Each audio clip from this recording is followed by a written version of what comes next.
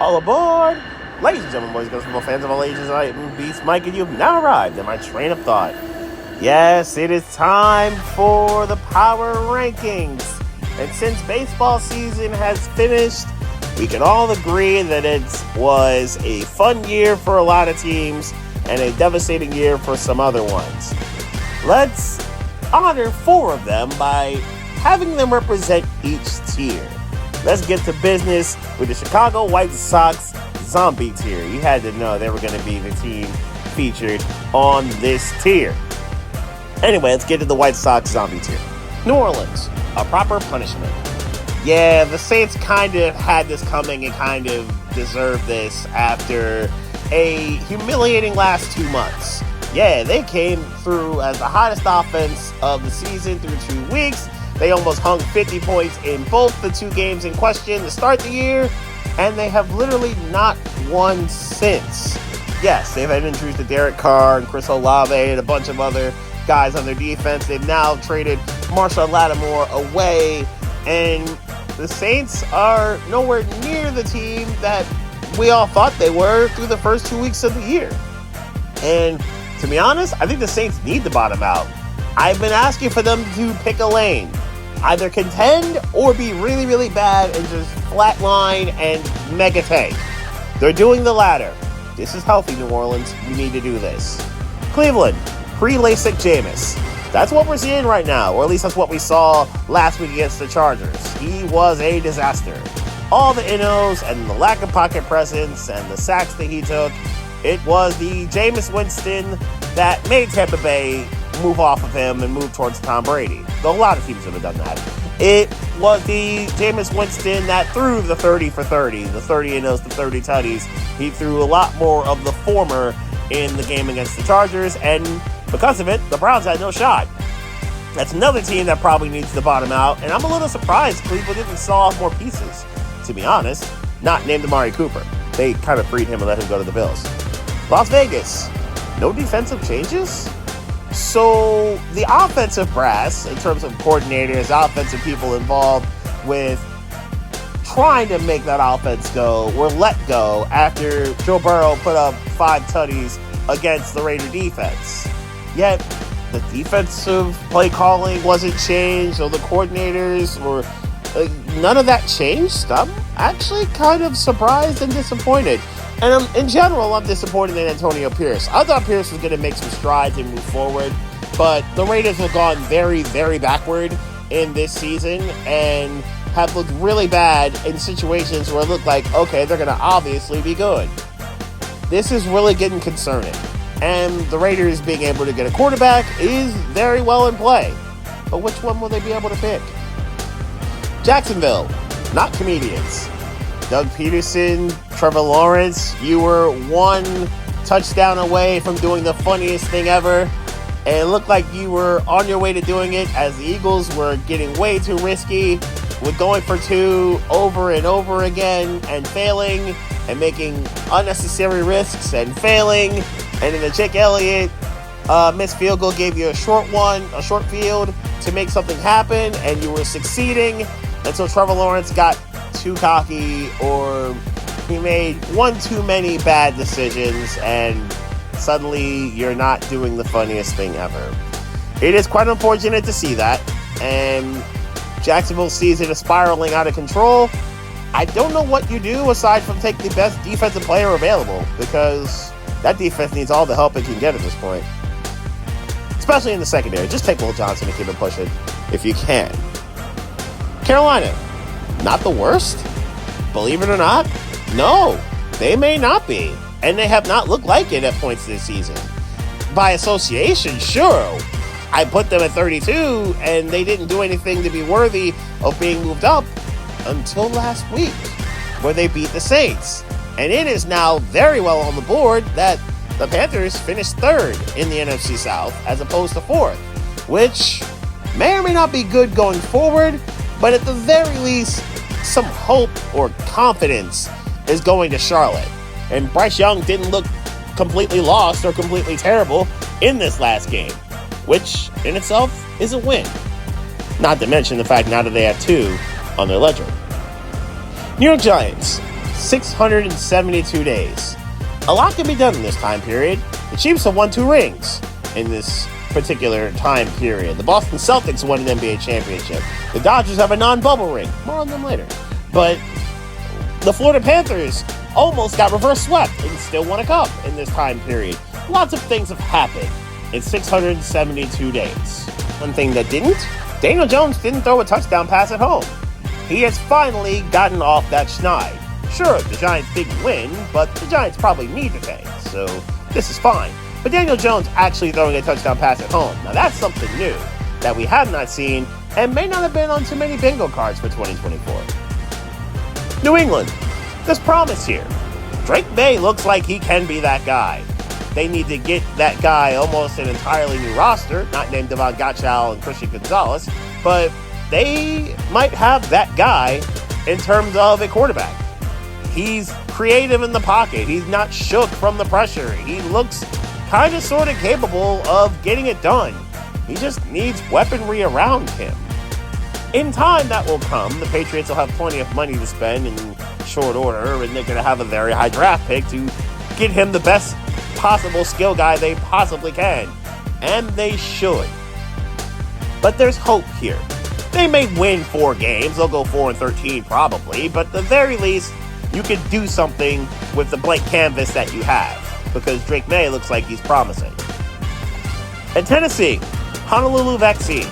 I mentioned yesterday, and I think I mentioned last week as well, that every team that Detroit has played, whoever they were, wherever they were, they lost the next week. I didn't mention it about Tampa Bay, but Tampa Bay got stomped by the Broncos the following week. So it's true for all the teams Detroit has played. Until now. Tennessee beat New England last week in what was an ugly yet pretty game. And they were able to do so with defense. They kept New England out of the end zone in overtime. Yes, they only scored 3, but 3 was all you needed, as long as you didn't allow any points in the extra session. Tennessee got a win without being comically hilarious or somewhat humiliated. They just got a win. And as simple as it sounds, it's progress. Good job. Now let's get to the Boston Red Sox monkey's paw tier. Dallas, election year disaster. So this is the second straight election year where the Cowboys lose Dak Prescott to an injury that keeps him out for a minimal amount. In 2020, the Cowboys had the best offense in the league, and then Dak broke his leg, and then their season basically spiraled out of control. And even then, the NFC East was so bad, the Cowboys went to the last week of the year with a shot to make the playoffs.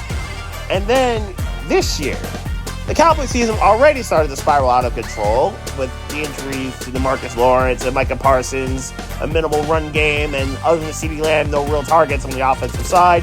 Plus injuries to Deron Bland and Trayvon Diggs were holding them back in the secondary. Now news just dropped as I recorded this. Dak Prescott's got a torn hamstring. Yikes. He's going to be out for a minimum a month and probably further along than that. The Cowboys season looked very, very cooked. And now I think we can basically take them off the grill. It's basically a ribeye steak that is very well done. Which is how I like my steaks, by the way. I like them well done. I shall not have undercooked steaks. Anyway, the Cowboys are cooked. And I think this is going to be a very long, painful last 2 months of their season. Miami, short-handed defense. It's great to see that the offense is getting back to what it was last year, where it was the best in the league. It's unfortunate to see that this defense just doesn't have the horses to get to what it needs to be, which was a top 10 unit last year with different coaching. Anthony Weaver's got some promise there as a coordinator. He's drawn up some good plays. He just doesn't have the horses. The Dolphins did the right thing by standing pat. They shouldn't have traded anyone. Good job there. Indianapolis, draft a QB? That may be the situation you're in right now. Anthony Richardson, I think we could all establish, just isn't ready as an NFL passer. And Joe Flacco is just cooked, which is unfortunate, but true. Flacco's stable, don't get it confused. He can keep you in games and beat probably some of the bad teams in the NFL. But when it comes to the competent teams and teams that are competently quarterbacked, Flacco's outgunned and outarmed. And I think that's just what we're seeing right now. The Colts have a talented roster otherwise. They just don't have enough high-end talent, I think, to sustain themselves. Cincinnati. must-win game. This isn't about last week. That was a free win. This is about what's coming up on Thursday. I'll talk about that in a little bit. But this is a game the Bengals got to have to keep themselves afloat in an AFC playoff race that is kind of sort of stabilizing. Cincinnati, gotta have it. I'll talk about it in a moment. New York Jets, played to potential. So this was the first time, I would say this season, where they truly played up to what they believed they were, what their fan base believed they were, that they were an elite team, that they were fully capable of making a lot of things happen and making a lot of moves happen, and just elite play all around. Aaron Rodgers looked great. Davante Adams looked great. Garrett Wilson was spectacular. Breece Hall did his thing. The defense did its thing, getting to C.J. Stroud as much as it did. Hassan Reddick basically introduced himself to the Jets as well. They looked like the Jets that they were expected to be, or at least billed to be. Can they sustain it? We will see. Chicago, starting to fade. All that optimism and all that hope and all the buzz that they caused early on in the season, it's starting to look like the Bears are kind of fool's gold, or at least propped up because of a weak schedule. The last couple of weeks, they have faced better teams, and sure, they're a Hail Mary incompletion or interception away from being 1-1, but they have not looked all that great on offense overall, unless they played awful teams. See Carolina. I don't really trust them with their schedule going forward because it is not nice. They got the Packers twice, they got the Lions twice. It is an ugly schedule. I just don't see much success coming from it, which is going to be really bad for Caleb Williams because the next pick in that draft obviously was Jaden Daniels, and he looked spectacular to start his rookie season. Seattle, Geno Smith experience. So in the last few weeks, we've seen what's made Geno Smith really good in Seattle, and for the last few weeks, we've seen what made him a bust in New York. It has been a mix of great throws to Tyler Lockett or Jackson Smith and Jigba while DK Metcalf has been injured, and then terrible decision-making, like those NOs he threw in the red zone against the Rams, or the decision-making against the Bills was just really bad. He threw a terrible NO in that game that led to its end. It's an ugly situation, and it kind of murks up what looked like a very promising start to this season. Byron Murphy's had a very good year as a rookie, but it just feels like Seattle is a year, maybe two away from really making something happen. Also, what happened to their home field advantage? 3 straight losses at home, and all of them have been painful. Yikes, Seattle. And Tampa Bay, go for 2. I give Baker credit for keeping that offense afloat without the guys that he has. Without Godwin, without Mike Evans, it hasn't mattered. Baker Mayfield's still making things happen, and the things that aren't happening are mistakes. He's doing a very good job this year. There's no doubting or questioning that. Unfortunately, I think taking the ball out of his hands to end regulation, I think was a huge mistake by Todd Bowles. And I would have gone for 2 and put pressure on Mahomes, even though Mahomes is straight up ice in situations like this. I would at least tried, and it's a shame that he didn't, they didn't, and unfortunately Mayfield never saw the field again.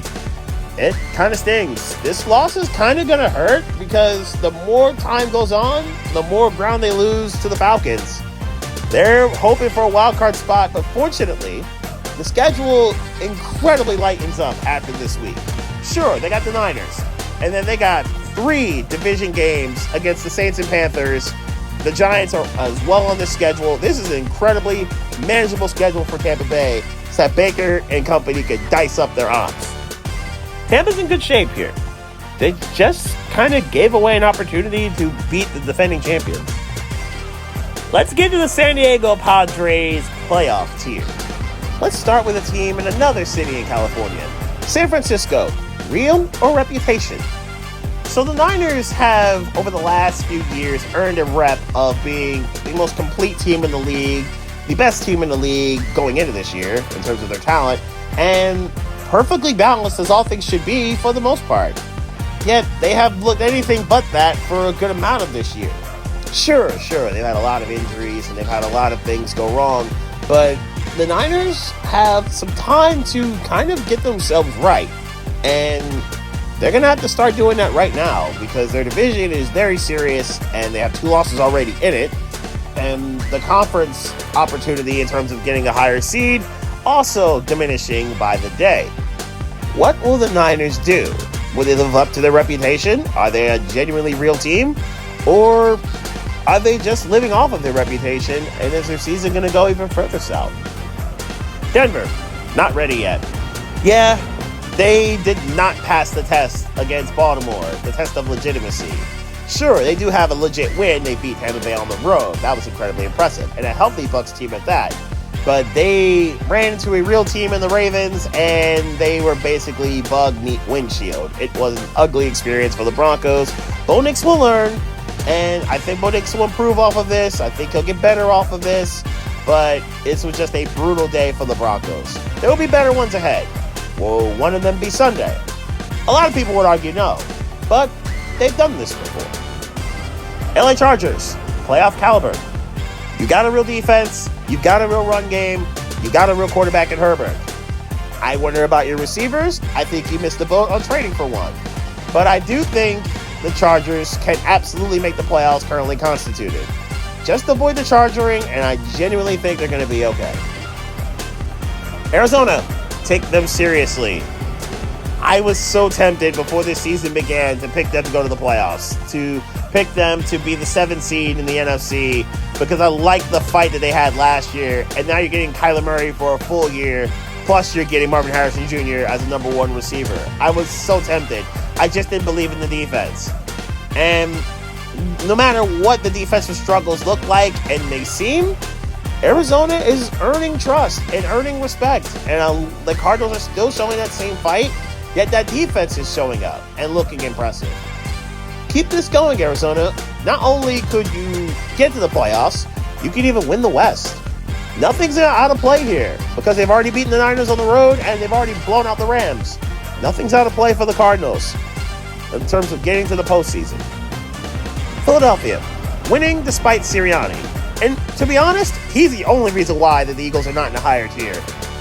This man is not good at his job. It's just not. It's just living off of the incredibly high-end talent of the offense and the somewhat getting sturdier defense despite the numbers being overinflated due to being able to punish Daniel Jones a few weeks ago.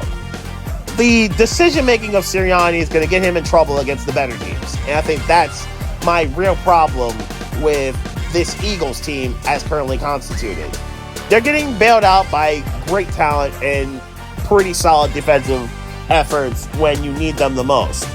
I just don't trust them when dealing with the Lions. I may not trust them against the Commanders. There's just something missing, and I think it's the head coach. When healthy, I also don't trust them against this team. LA Rams, dangerous when healthy. The Rams offense is looking very legit. Matt Stafford is kind of willing his team to the playoffs, maybe to the division title, and maybe even further than that because of the way he's playing. Obviously, Kyron Williams is handling his business. Obviously, Puka and Cooper are doing their thing as the receivers. Demarcus Robinson, as the number 3 receiver, is looking nasty and devastating. This defense, though they've got their flaws, and at times some of that's due to inexperience, they are still very effective and efficient. I don't know if they can hold up when you're facing a high-end offense that can go bar for bar with you, but I do think that the Rams, when healthy, have a real shot to go bar for bar with a lot of teams in the NFC. Houston, need pass protection. That was bad what happened to them against the Jets. Their defense did all they could, but they couldn't do enough considering how often they were on the field. And though I love their corners, Lassiter and Derek Stingley, both of them got cooked by Adams and Garrett Wilson. There's no denying that. This offensive line is great as a run-blocking unit. And Joe Mixon's been excellent this year. And Stroud, when he has time, is also very efficient. It's just when they don't have that offensive line in place, it is no bueno. Getting Nico Collins back should certainly help C.J. Stroud, though. I do think he's going to help the cause, though. And Green Bay, feast or famine. That was Brett Favre. That is Jordan Love. Brett Favre, as we know, was the all-time leader in NOs. Brett Favre, as we know, was the all-time leader in touchdowns for a while when it came to his passing game and ability. He was feast or famine wherever he went, whatever he did. This is Jordan Love. He is a modern-day Favre in that sense. Wherever he goes, whatever he does, he'll try to make a play, every time. There are times where he just shouldn't do that, and it gets him in trouble. It gets the Packers in trouble. That pick six was very Brett Favre-esque and very Jordan Love current. If he can cut out the bad, the Packers are in real shape to handle business. If he cannot, then Green Bay probably is one and done. I don't know if they have enough big-time playmakers not named Xavier McKinney on defense. The offense looks good, though. And of course, we're going to go to the LA Dodgers title tier. They are the defending world champions. It was not a bubble ring. Good job by the Dodgers. Minnesota. Casper still lurks. Yes, for the first time, I think since Sam Darnold's been a Viking, that we saw a bit of New York Jets Sam Darnold, where you knew the mistake was coming, you knew things were going to go bad, but unlike what happened with the Jets more often than not, things ended well, because in part, this defense continues to produce, and this defense continues to cook. Good work on the part of the Vikings to keep their team afloat, even with the unfortunate mistakes and turnovers that Darnold were a part of. He needed that win against the Colts, and they got it. They're going to have to get more of them going forward, obviously. Atlanta. South a lot, which is pretty much what the NFC South is. It's a matter of seeding for the Falcons at this point. As long as they don't blow it, because we have to put that in play here, the Falcons are probably at minimum the 3 seed, and maybe further than that because of the lead they're going to have in this division. They've already beaten the Panthers. They've already swept the Bucs. They've already beaten the Saints. They get New Orleans coming up. I will talk about that in a minute, but they have this division pretty much wrapped up as long as they don't do anything stupid. Don't do anything stupid. Pittsburgh. Gauntlet begins. We were all aware of the Steelers' schedule after their bye. We knew that it was going to be incredibly serious. We knew that it was going to be a brutal way to end this season. And based off of what we've seen from the team's onset schedule, it has not disappointed. It's going to start now with the Commanders. I will talk about that game, obviously. And then Baltimore. Okay, that's not great. Okay, sure, you get a bye kind of sort of with Cleveland. You get 2 of them in a 3-week span with the Browns. Take advantage of that. The Bengals, who will always play you tough. You get the Battle of Pennsylvania, another Battle of Baltimore, the defending champions, and the Bengals again, who again will play you tough. Cleveland games aside, there's real cases that the Steelers could lose all of these games. Good luck, Pittsburgh. You'll need every single bit of it. Washington, speaking of the Commanders, commanding the Commonwealth. I just mentioned Washington's next game. The game after that's against the Eagles. In order for Washington to really start asserting themselves as a real team, getting wins against quality opponents are the necessary things you have to do. They really don't have one yet. This will be a good time to start getting them. You're going to especially need one against the Eagles to win the NFC East. Buffalo. Inefficient bass fishing. I wonder about Tyler Bass. I really do. He tends to miss some kicks, and he tends to have some struggles at points in time. He's had struggles badly in the last game against Miami until he buried the biggest kick of his career to this point, at least the biggest one he's made. And I do, honest to goodness, wonder whether he's going to cost them a signature game that they're desperately going to need going forward. I do wonder about this, to be quite honest. They don't have too many other holes on this roster. They simply don't. They are very well coached, obviously. They are pretty skilled with their vets and their rookies and their youth. They look productive in a lot of different ways, except for Bass. And I would argue their run defense can be a little spotty. We saw what Baltimore did to it when the Ravens smashed them. We also saw what Miami did to it last week, where Miami's three-headed monster did tremendously well against them. Can other teams exploit this? We will see. Speaking of the Ravens, they're next. Elite gatekeepers. It feels like every now and again, the Ravens face a team that's white hot, that's rolling, or that's looking really good and productive, and then they basically put them in their place. They stomp them into the ground. It's looking ugly. It's bad. The game's over by halftime. It's been a pretty brutal situation. I wouldn't know this because I've seen this firsthand. I was there in 2016 when the Dolphins, who were white hot, won 6 straight, and then they went to Baltimore, and the game was over at halftime. It was a bludgeoning. I've seen this firsthand. Baltimore's done this every now and again to several teams that want to become elite and want to be thought of as elite, and yet Baltimore beats their brains in. This was a different kind of beating. This wasn't just the defense punishing you like that 16 team did, or like several other teams have done in Ravens lore. This was a Lamar Jackson and Derrick Henry and Zay Flowers cooking you type team. This was the defense getting in where it fits in. This is before they got Tre'Davious White. We'll see how healthy he is. And all in all, a Ravens team that's still trying to, I think, piece things together, but have enough pieces to make a run as long as they don't get in their own way, which especially means Lamar Jackson not getting in his own way, and the Ravens truthfully being able to make sure that Derrick Henry is ready to go when it comes to the playoffs. I hope they don't overexert him. Detroit welcomes Za'Darius Smith. We all wondered how they would possibly try to replace the impact and the loss, especially, of Aiden Hutchinson. We all wondered, where would they get their pass rush from? Though it hasn't been terrible since the Hutchinson injury, we do need to see more of it. And it's Za'Darius Smith. They got him for a modest price, a day 3 draft pick, and they were able to make it happen, and we all kind of saw it coming. Good work on the part of the Detroit Brass. Now we can see what happens with the Lions, who are pretty much relatively balanced everywhere else. From the QB spot, where Jared Goff looks like the MVP, the Sonic and Knuckles combo at running back, the receiving core, with Jameson Williams returning from his suspension, please stay out of trouble, and every other hole has been patched up pretty much. The offense is great, as I mentioned. The defense is sturdy.